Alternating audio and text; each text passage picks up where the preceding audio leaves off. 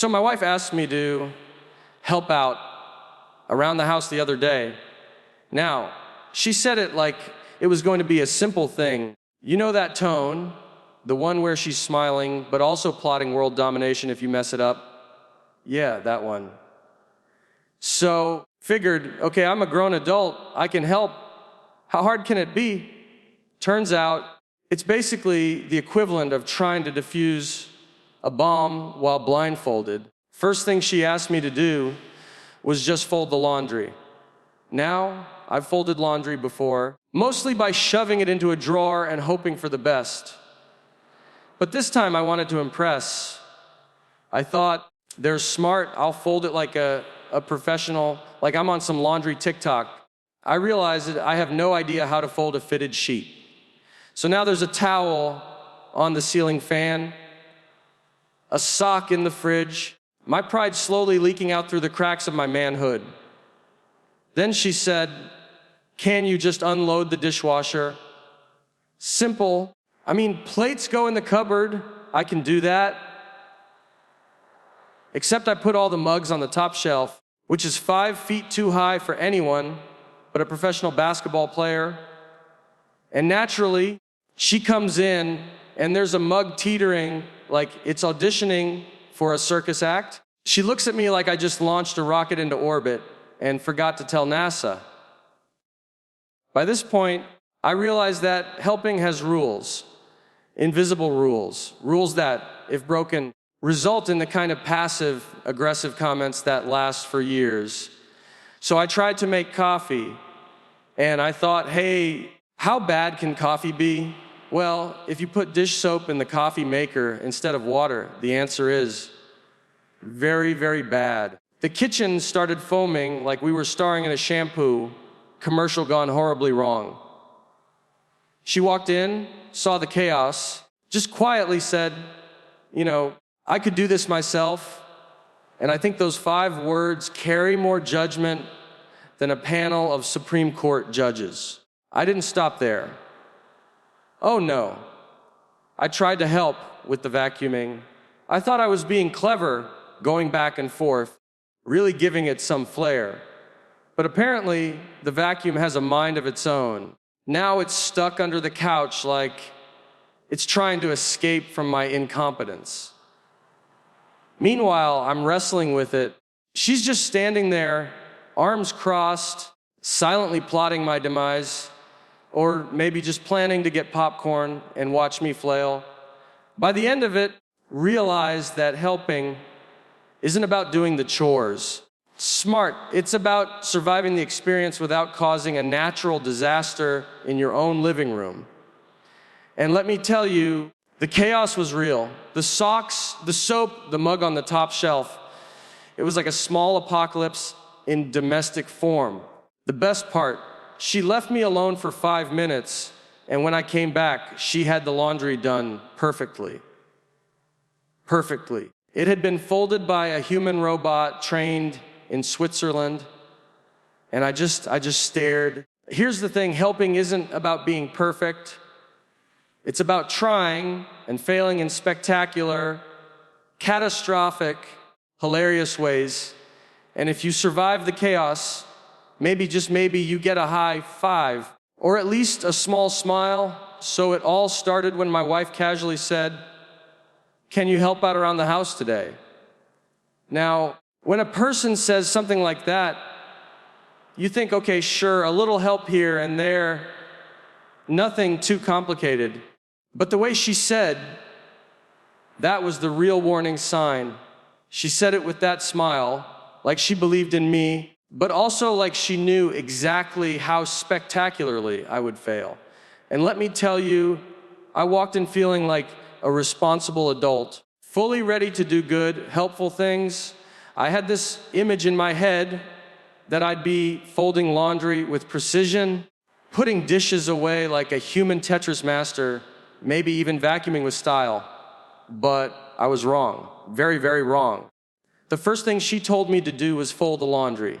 Now, I've folded laundry before, sort of, mostly by shoving it in drawers and pretending it looked neat. But today, I wanted to make a statement. I wanted her to see me as competent, maybe even impressive. I thought I'll fold the clothes perfectly, like I'm auditioning for a role as a domestic superhero. Then I picked up the fitted sheet and realized I have no idea what I'm doing.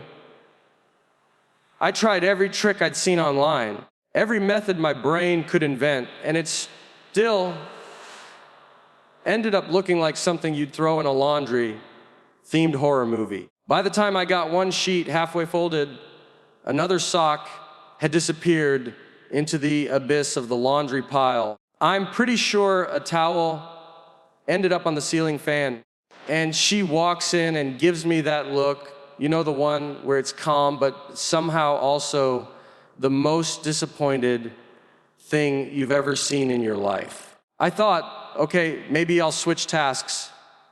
Maybe I can redeem myself. But the problem with helping is that tasks are deceptive. They look simple, but they have traps. A dishwasher that's actually a puzzle box or coffee that somehow becomes a chemistry experiment if you aren't careful. I didn't realize that helping meant entering a battlefield where every step you take is another opportunity for disaster. Yet, I kept going because I'm stubborn and, well, mildly delusional.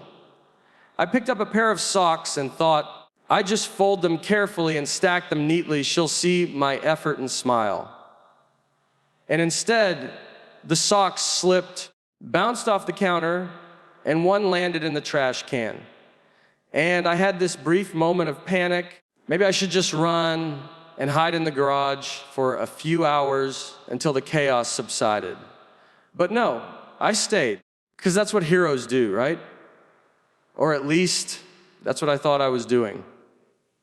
Each task seemed harmless. They all had this hidden complexity that only revealed itself once I started. The folding, the organizing, the pretending I knew what I was doing, it all added up to a slow motion disaster that I couldn't stop, no matter how much I wanted to. And she kept watching calmly, like she was observing a science experiment involving a very confused man and an entire household's worth of chores, just waiting to see what would explode first. After the laundry fiasco, I figured, okay, maybe I just need to be more careful, more focused. I mean, I am an adult, I can handle this. How hard can it be to put dishes away? Dishes go in the cupboard, right? Simple, straightforward, adult level stuff. I picked up a plate, and they're smart, looked at it like it was a fragile artifact from an ancient civilization, and carefully placed it in the cupboard. I picked up a mug, and that's when the overconfidence kicked in. I thought, why not show some style? Stack the mugs neatly on the top shelf. She'll see this and think, wow, he's really got this. Now, here's the thing, 6'5", and the top shelf is not 6'5" friendly. But in my mind, I'm a hero doing aerial acrobatics with kitchenware. So I reach, the mug teeters on the edge like it's auditioning for Cirque du Soleil. I step back to admire my work, and she walks in. She doesn't say anything at first, just looks at me like I've launched a space shuttle without clearance. And in that look, I could feel the judgment, a silent, slow building disappointment that hits harder than any critique ever could. I try to act casual, like it's fine, like I meant to put the mug there for dramatic effect, but it's obvious I have no idea what I'm doing. I thought maybe I'll just move on before she sees the disaster in slow motion. But of course, they're smart. That's when I notice there's a sock on the counter, some silverware in the fridge, and half the plates slightly askew, as if the kitchen itself is rebelling against me. That's when I realized that overconfidence is like a trapdoor. The higher you think you are, the farther you fall when reality hits. And I had fallen hard. I was standing there with a mug in one hand, a plate in the other, unsure if I should apologize, flee, or try to pretend it's part of some avant-garde artistic statement about domestic chaos. Even considered just leaving the house for a while. Like, I'm going for a walk, you handle the house, but that would be admitting defeat. And then came the coffee. Coffee. I thought, this is my redemption. I can make coffee. Coffee is simple. Except I didn't read the instructions carefully. Maybe I did and just ignored them, and somehow the coffee maker became a foaming volcano of soap and despair. She walks in again, calm, collected, arms crossed, watching me wrestle with this kitchen catastrophe as though she's observing a wildlife documentary starring a very confused man. At that moment, I understood something crucial. Helping isn't about competence. It's about surviving the process without making things worse than they already were. Every task seemed innocent at first. My overconfidence transformed them into tiny disasters, each one funnier, more tragic, and more absurd than the last. And still, I kept going because giving up isn't in my DNA, even when the universe itself seems to be conspiring against me. One mug, one sock, one soap, covered coffee maker at a time. By this point, I was fully immersed in what could only be described as a slow motion disaster zone, and yet somehow still believed I could turn things around. The laundry was folded like abstract art. The mugs were performing precarious balancing acts, and the coffee maker looked like a foam volcano had erupted in my kitchen. But I thought maybe, just maybe, the vacuum could redeem me. Vacuuming seems simple, right? You push it back and forth, pick up the crumbs, look like a responsible adult. That's what I thought. But apparently, vacuums have personalities of their own. This one had decided I was a worthy opponent in a battle of wits. I turn it on, and immediately it starts lurching in every direction except the one I want it to go. It's like it knows I'm outmatched, like it's enjoying every second of my struggle. I push, it pulls, I lean, it tilts, and suddenly it's stuck under the couch, mocking me silently while I attempt to wrestle it free. At the same time, notice a trail of crumbs I thought I had conquered earlier. They're mocking me too. Just when I think things can't get worse, the vacuum cord decides it wants to become a character in this story. It wraps around the legs of my chair, loops around my ankle, and suddenly I'm performing some kind of awkward interpretive dance in the living room. Trying to free myself without sending the vacuum flying across the room, she walks in again, calm as ever, arms crossed, and watches me like she's observing a nature documentary about a human failing in his natural habitat. I realize something important. Helping is not linear. It doesn't get easier with each task. It escalates. Each action creates a ripple effect of chaos. The plate I put away earlier, the mug on the top shelf, the sock in the counter, they're all coming back to haunt me now like tiny, passive-aggressive gremlins. And I keep thinking, if I just stay calm, the chaos will settle itself. But no, it's relentless. I try to sweep up some crumbs, but in doing so, knock over a vase which shatters spectacularly, sending little shards flying like confetti at a parade. I step back, trying to strategize, but I slip on one of those shards, nearly performing a full split that I did not know I could physically achieve. And as I lay there for a moment, catching my breath, I look around and realize the house is a war zone, and I am both the general and the enemy. Each new task I attempt only adds layers of absurdity. Dusting the shelves knocks down a picture frame. Adjusting the blinds results in one being completely bent out of shape, and the vacuum still won't cooperate. Crawling around like a stubborn pet that refuses to listen. And yet, despite it all, I keep going, because stopping now would be admitting defeat, and I am stubborn. I convinced myself that with just a little more effort, a few strategic adjustments, maybe somehow I can turn this chaotic symphony of domestic disasters into something resembling order. But deep down, I know I'm outmatched, and the audience, my wife, the silent judge, knows it too. By the time I got to the next helpful task, I realized that the most dangerous part of helping isn't the chores themselves, it's her watching.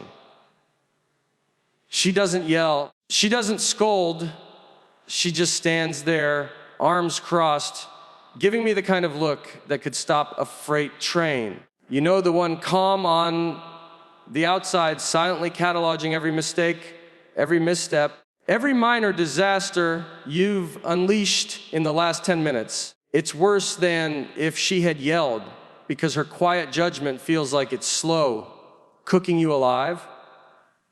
I picked up a plate, trying to put it in the cupboard this time like a competent adult, and she tilted her head slightly.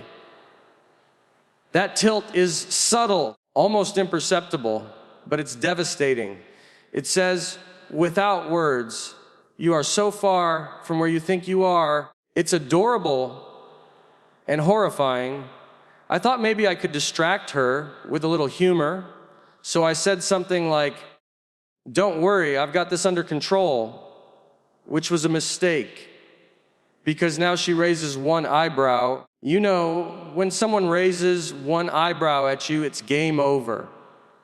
I tried to make coffee again, thinking if I do one thing right, I can regain her trust. But the coffee machine had other plans. It foamed like a bubble bath for giants, spilling everywhere, and she just looked at me calmly. She's waiting for me to explode. And in that moment, I realized she doesn't even need to say anything. Her expression is funnier than anything I could have done. The way she watches, it's like she's witnessing a live comedy show where the main character has no idea he's the joke. I reached for the vacuum, hoping to reclaim some dignity, and she follows me, silently observing. She doesn't intervene. She doesn't give instructions. She just lets me continue, like a referee letting a boxer hit himself repeatedly. I push the vacuum forward. It lurches sideways. I stumble, and she gives this tiny, barely their smile, and I swear it's both pity and amusement rolled into one. It's like she's thinking, well, this is happening. I am here for it. And that's the worst kind of punishment, because now you're aware of how funny you look. You can't stop. I pick up a sock, try to fold it, and it slips through my fingers. She watches silently. I make a little joke, trying to cover my shame, but she doesn't laugh. She just tilts her head again. That tilt I mentioned. Suddenly I feel like I'm auditioning for a reality show called Clumsy Adult, trying not to ruin everything. Even when I attempt small victories, like successfully putting a plate in the cupboard or getting the vacuum unstuck, she's there, calm, composed, observing every micro moment. And each time, I realize the humor is coming less from the chaos itself and more from her reaction to it. The silent, perfect comedic timing of someone who's seen all of this before but lets you spiral anyway. I try to adjust, step carefully, act competent, but she's still there, calm, letting the chaos unfold, giving me that gaze that says, I've seen this exact thing 1,000 times, and you're doing a wonderful job of failing spectacularly. Every glance, every tilt of the head, every pause in her steps becomes a punchline, and I'm the unknowing joke, flailing and fumbling while she provides the comedic timing without even opening her mouth. By now, the house looked like a small-scale natural disaster had struck, and somehow I was at the center of it all. I decided it was time to tackle the vacuum again, thinking if I just approached it carefully, maybe, just maybe, I could restore some order. But the vacuum had other plans, like it knew I was desperate to look competent. I turned it on. Immediately, it started lunging in all directions, like a confused animal that didn't respect authority. I pushed forward, pulled back, I leaned left, it tilted right. They're smart. And suddenly I was performing a kind of interpretive dance that probably should have been scored by judges. I slipped slightly on a trail of crumbs. I thought I had conquered, sending me stumbling into a chair, which sent a small stack of plates wobbling dangerously. I caught them at the last second, but of course, my heroic recovery caused a spoon to fly across the room like a tiny metallic projectile. She watched, arms crossed, silently judging my chaotic choreography, the perfect audience for the disaster performance that was my life. Decided to move on to dusting, thinking, okay, small movements, easy task, can't possibly go wrong. But as soon as I started, I realized I had underestimated the fragility of picture frames and decorative items. One tiny nudge, and a frame teetered on the edge of a shelf like a tightrope walker with zero training, swaying ominously before landing slightly askew. I straightened it, and then the shelf made a small groaning sound, like the house itself was sighing in despair. The broom I picked up next had a mind of its own. Every push sent dust flying like confetti at a parade, only it wasn't festive. It was invasive, settling on surfaces I had already attempted to clean. And the socks were everywhere. Some rolled under the couch. Some clung to the ceiling fan like stubborn little creatures. And one had found its way into the microwave, which I hadn't even opened yet. I didn't even know how that happened, but there it was, mocking me. Then came the dishes. I thought maybe if I focused, I could create some sense of order. But as I stacked one plate on top of another, the stack wobbled dramatically like it was auditioning for a circus act. I reached to stabilize it, but in doing so, nudged a glass, which teetered, wobbled, and then fell, thankfully not breaking. But now I was juggling plates like a novice performer at a talent show, desperately trying to save what little dignity I had left. And through all of this, she just stands there, silently observing the calm in the storm, the eye of the hurricane, watching as I battle furniture, utensils, and rogue socks in ways that defy logic. Even when I try to take small, calculated steps, the house seems to conspire against me. Vacuum cords entangle my feet. Dust bunnies multiply like they're plotting a rebellion. Every object I touch becomes a comedic prop in my unplanned, chaotic performance.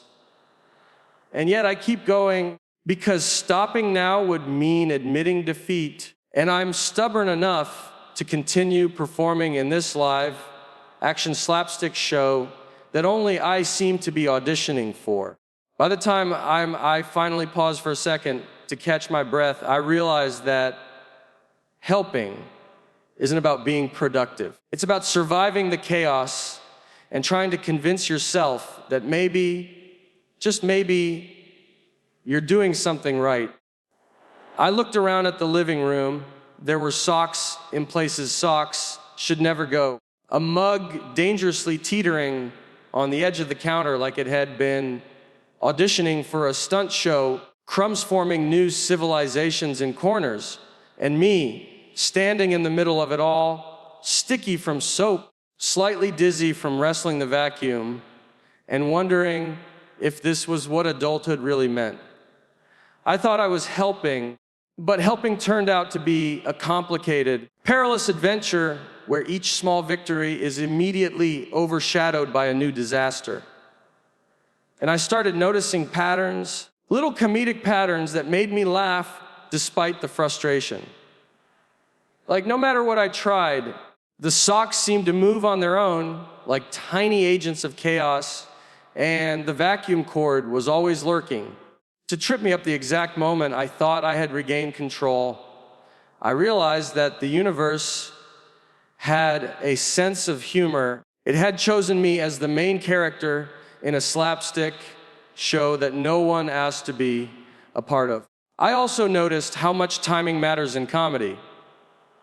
Every time I tried to do something helpful, it was like the universe gave me a little pause, a dramatic beat, just long enough for her to walk in and witness the exact moment my competence failed spectacularly. The timing was perfect, like the world knew she needed the full effect of my struggle. I'd step on a rogue sock, stumble into a chair, and she would appear in the doorway, calm, silent, watching the entire chain reaction unfold. In that silence, the humor was amplified. You could feel it in the way she tilted her head slightly, just enough to communicate without words. I've seen this before, and it's still hilarious. I started to see myself not as a failure, but as a performer in a live comedy act where the props are ordinary household items, and the audience is mercilessly patient. Came the reflection part, the kind you don't expect in the middle of a disaster. I realized that attempting to help is brave, its own delusional way. You willingly enter the storm, knowing full well that each step might create more chaos than the last. You keep going because you hope that maybe, in the end, your effort will matter. And in that hope, there's something very human, very relatable, and maybe even very funny. I looked at the teetering mug, the rogue sock under the couch, the soap foam coffee maker, and I thought, this is my life, my responsibility, and my comedy. Somehow, through all the chaos, there's a strange satisfaction in knowing that at least I tried, if my attempt was an unqualified disaster. Every tumble, every misstep, every small failure becomes a story worth telling, a story that gets funnier with every retelling, because at the core, it's not just about chores, it's about the absurdity of trying to be competent when life, and apparently the vacuum, refuses to cooperate. And as I glance around, preparing to tackle the next catastrophe, I know that no matter what happens, there's humor waiting in every corner, every spilled soap bubble, every wobbling mug, every sock with a mind of its own. I can't help but be both terrified and oddly thrilled to see what happens next. And in the end, I realize that helping isn't about getting it right. It's about surviving, making it through the chaos without completely destroying the house. Maybe, just maybe, earning a small nod of approval or a tiny smile from your wife before she goes back to doing everything perfectly herself. Because the truth is, trying to help was never really about folding laundry or vacuuming or making coffee without soap. It was about me learning that my best intentions are hilarious in practice, that chaos loves me, and that sometimes the most important part of helping is showing up, failing spectacularly, and laughing at yourself while everyone else watches. As I stood there looking at the mugs, the socks, the foam, and the general disaster I'd created, couldn't help but think, well, at least I gave it a shot.